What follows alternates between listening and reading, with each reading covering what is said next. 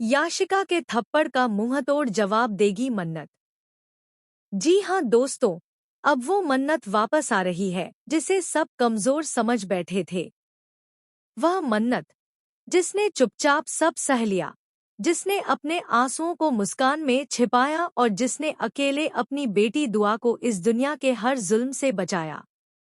अब वही मन्नत लौटकर आएगी विक्रांत की जिंदगी में, अपना हक लेने के लिए, अपनी बेटी का भविष्य बचाने के लिए और उन सभी लोगों को बेनकाब करने के लिए जिन्होंने उसे तोड़ने की कोशिश की थी।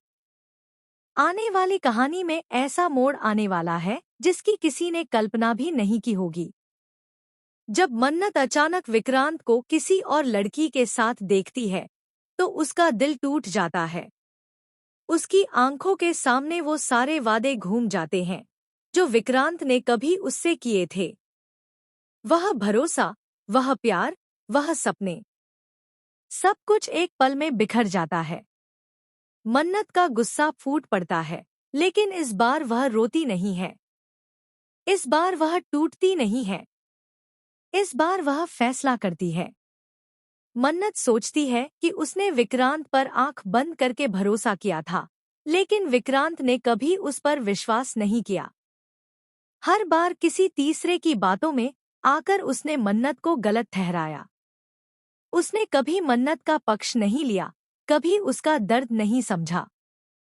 अगर विक्रांत ने एक बार भी मन्नत की बात सुन ली होती तो आज कहानी कुछ और होती।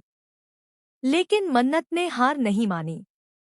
उसने अकेले अपनी बेटी दुआ को पाला, बिना किसी शिकायत के, बिना किसी सहारे के।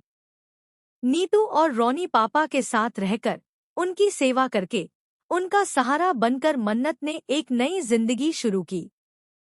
उसने खुद को मजबूत बनाया ताकि उसकी बेटी कभी खुद को कमजोर न समझे। लेकिन दोस्तों, कहानी यहीं खत्म नहीं होती। असली तूफान तो अब आने वाला है। जल्द ही खुलासा होगा कि आरजू, जिसे सब मासूम समझते हैं, असल में ऐश्वर्या है। वही ऐश्वर्या जिसने मन्नत की जिंदगी बर्बाद करने की कसम खा रखी है। ऐश्वर्या अब मन्नत को सीधा निशाना नहीं बनाएगी, बल्कि उसकी बेटी दुआ को खत्म करना चाहती है।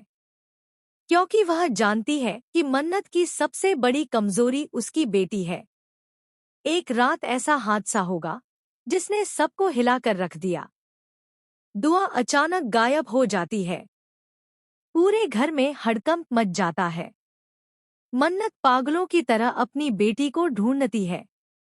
तभी एक कॉल आता है, और उस कॉल पर जो आवाज होती है वह ऐश्वर्या की होती है। वह साफ कह देती है कि अगर मन्नत जिंदा रहना चाहती है तो उसे हमेशा के लिए विक्रांत की जिंदगी से दूर रहना होगा। लेकिन ऐश्वर्या नहीं जानती कि मन्नत अब वही पुरानी मन्नत नहीं रही। मन्नत कसम खा लेती है कि वह न सिर्फ अपनी बेटी को बचाएगी, बल्कि ऐश्वर्या और याशिका दोनों का सच सबके सामने लाएगी। धीरे धीरे मन्नत को पता चलता है कि याशिका और ऐश्वर्या ने मिलकर विक्रांत की प्रॉपर्टी, बिजनेस और पैसे पर कब्जा करने की साजिश रची है। याशिका का प्यार सिर्फ एक दिखावा है। वह विक्रांत को सिर्फ पैसों के लिए इस्तेमाल कर रही है। अब मन्नत अपनी बेटी दुआ के साथ उसी घर में वापस लौटने का प्लान बनाती है जहां से उसे कभी अपमानित करके निकाला गया था। इस बार वह अकेली नहीं आती। वह अपने साथ सच्चाई, सबूत और हिम्मत लेकर आती है। घर में मन्नत की एंट्री होते ही याशिका के पैरों तले जमीन खिसक जाती है। वह गुस्से में आकर मन्नत पर हाथ उठाती है, लेकिन इस बार मन्नत चुप नहीं रहती। पूरे घर के सामने मन्नत याशिका के थप्पड़ का मुंहतोड़ जवाब देती है। यह पल हर किसी को चौंका देता है। और तभी आता है सबसे बड़ा शॉकिंग ट्विस्ट। मन्नत सबके सामने यह सच उजागर कर देती है कि दुआ सिर्फ उसकी बेटी नहीं है, बल्कि विक्रांत की भी बेटी है। और इतना ही नहीं, दुआ के नाम पर विक्रांत की पूरी प्रॉपर्टी ट्रांसफर हो चुकी है। यह सुनते ही याशिका और ऐश्वर्या के चेहरे उड़ जाते हैं। अब सवाल यह है कि क्या विक्रांत मन्नत की सच्चाई को समझ पाएगा? क्या वह अपनी गलती स्वीकार करेगा? या फिर एक बार फिर दूसरों के बहकावे में आकर मन्नत को खो देगा? आने वाले एपिसोड्स में देखने को मिलेगा प्यार, बदला, साजिश और एक माँ की ताकत जो अपनी बेटी के लिए पूरी दुनिया से लड़ने को तैयार है। तो दोस्तों, क्या आप चाहते हैं कि मन्नत को उसका हक मिले? क्या दुआ को मिलेगा अपने पिता का प्यार? और क्या याशिका और ऐश्वर्या को मिलेगी उनके कर्मों की सजा?